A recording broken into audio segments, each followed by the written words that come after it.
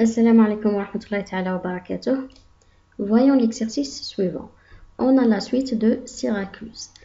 Pour la suite de Syracuse, on veut calculer le terme UN plus 1. Pour calculer le terme UN plus 1, on a deux cas possibles.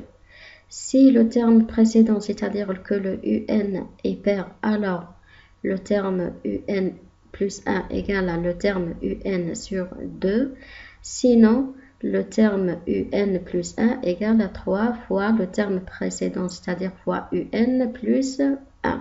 Il nous est demandé d'écrire un script Python qui lie n. Le n représente le nombre de termes. Le nombre de termes doit être un nombre supérieur à 0 et de lire le premier terme U0 qui doit être différent de 0. Par la suite, on va calculer et afficher les termes de U1 jusqu'à UN. Premièrement, on va essayer de lire le n et le U0. Bien sûr, puisqu'on a des conditions sur les valeurs qu'on va entrer, pour le n ou bien pour le U0, on va utiliser la boucle while. Voyons notre environnement de développement. On commence par lire le nombre de termes n égale, le nombre de termes c'est un nombre entier. Pour lire le nombre de termes, j'utilise l'instruction input entre deux parenthèses, donner le nombre de termes. Je dois vérifier la valeur de n. Pour vérifier la valeur de n, j'utilise la boucle while n. Si le nombre de termes est inférieur ou égal à 0, alors on doit ressaisir la valeur de n. Donc là, on va redonner la valeur ou bien le nombre de termes. Pour le terme U0, la même chose. On a la variable U par exemple, reçoit, on peut utiliser le type float ou bien int, input, donner le terme U0, while U égale à 0, bien sûr, si le U égale à 0, cette valeur n'est pas acceptée. Alors, on doit relire la valeur du premier terme, ou bien du terme 0. Redonner le terme U0. Avant de passer à la suite de l'exercice, je vais essayer ces deux boucles. Je lance l'exécution.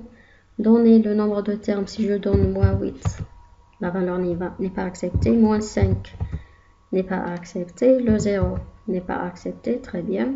Si je donne maintenant 3, voilà. Pour le terme U0, si je donne le 0, n'est pas accepté. Si je donne 6, très bien.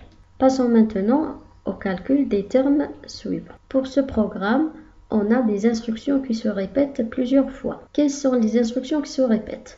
On a premièrement le calcul des termes U1 jusqu'à UN et deuxièmement l'affichage. Puisqu'on a ces deux instructions qui se répètent plusieurs fois, on est obligé d'utiliser une boucle. Deuxièmement, le nombre de répétitions ici est combien? On peut utiliser la boucle for. Bien sûr, vous pouvez aussi utiliser la boucle while. Dans cette vidéo, on va utiliser la boucle for. For, on a le compteur i, in, range. J'ouvre les parenthèses.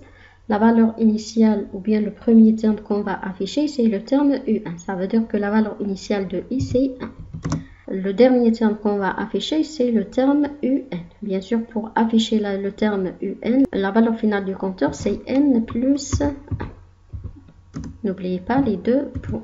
Maintenant, pour calculer et afficher les termes, on a une condition à vérifier. Est-ce que le terme précédent est un nombre pair ou bien impair? Pour tester le terme, est-ce qu'il est pair ou bien impair, je dois taper if, le terme précédent qui est le terme U. Pour vérifier s'il est pair ou bien impair, je dois le diviser par le 2 et voir le reste de la division. C'est-à-dire si U, le signe pourcentage 2, ça veut dire si le reste de la division de U par 2 égale à 0, la valeur du terme ici est un nombre pair, alors le U, le terme qu'on va calculer, le terme, je vais le nommer U suive, reçoit le terme précédent, c'est-à-dire le U, sur 2. Le cas contraire, else, ça veut dire que la valeur du terme est un nombre impair, alors le U suivant reçoit 3 fois le terme précédent, le U, plus 1. Et bien sûr, à chaque fois, j'affiche le terme. L'affichage se répète plusieurs fois. Print va être attaché à la boucle for. Entre deux parenthèses, j'écris le terme U. Ici, j'affiche le I pour indiquer le numéro de terme, virgule, égale le U suivant. Pour le moment, on a calculé et affiché le terme U0 et le U1. Maintenant, avant de passer au terme U suivant qui est le U2, il faut bien faire attention. Le U ici représente le terme U0. Le U suivant ici représente le terme U1. Normalement, à la prochaine itération, le U ici devient le terme U1 et le U suivant devient le terme U2 qu'on va calculer. Pour calculer bien sûr le terme U2, on doit utiliser le terme U1. Avant de passer à la deuxième itération, il y a échange de valeurs. C'est-à-dire que le terme U va prendre le U suivant qui est le terme pour la première itération qui est le terme U1. Pour bien comprendre, voyons l'illustration suivante. Pour la première itération, le I égale à 1. Le terme U représenté par le terme U0. Le terme qu'on a calculé, c'est le terme U1. Pour passer à la deuxième itération, on veut calculer le terme U suivant, c'est-à-dire le terme U2, mais normalement le U ici devient le terme U1. C'est-à-dire que le U va prendre la valeur de U suivant qui est le U1. Voilà, le U va prendre le U suivant du calcul précédent.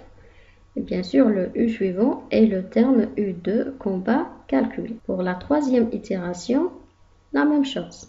Le terme U devient le terme U suivant, c'est-à-dire que le U ici va prendre la valeur ou bien le terme U2 et on va calculer le U suivant qui est le terme U3. Pour la prochaine itération, la même chose pour le I égale à 4. Le U va prendre le U suivant, c'est-à-dire que va prendre la valeur du terme U3 et le terme qu'on va calculer, c'est le terme U4. Il faut tester les programmes écrits. Je lance l'exécution. Je donne le nombre de termes, par exemple 4. Je donne le terme U0, par exemple 2. Entrée. Vérifions ensemble. La valeur du terme U0 égale à 2. Le 2 est un nombre pair. Pour calculer le terme U1, on utilise l'instruction if. Le U1 égale donc U0 sur 2. 2 sur 2, ça nous donne 1. Pour le terme U2 maintenant, le terme précédent qui est le U1 est un nombre impair, alors on utilise la partie else. Ça veut dire que pour calculer le U2, on a le 3 fois le U1 fois 3 fois 1 plus 1, ça nous donne 4. Le 4 est un nombre pair, alors le U3 égale à U2 sur 2. Ça nous donne 4 sur 2, 2. Le terme U4, le 2 est un nombre pair, on utilise la partie if. Ça veut dire que le U4 égale à U3 sur 2, ça nous donne 1 et ainsi de suite. Voilà, on a vu comment calculer et afficher les termes de la suite de Syracuse. Vous pouvez modifier le programme en remplaçant la boucle for ici par la boucle while et vérifier les résultats. Wassalamu alaikum wa rahmatullah.